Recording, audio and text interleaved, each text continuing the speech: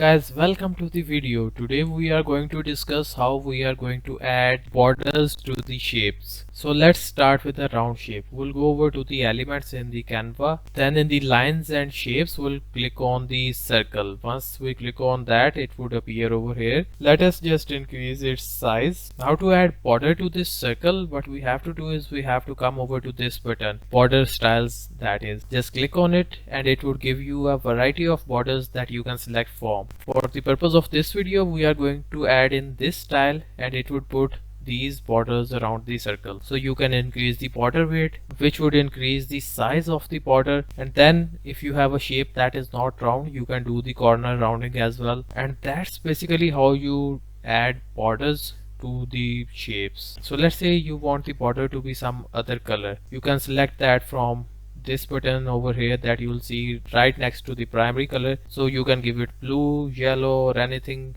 according to your liking. So if you found this video to be helpful, be sure to drop a like on this video and also watch out the other informative content on the channel as well.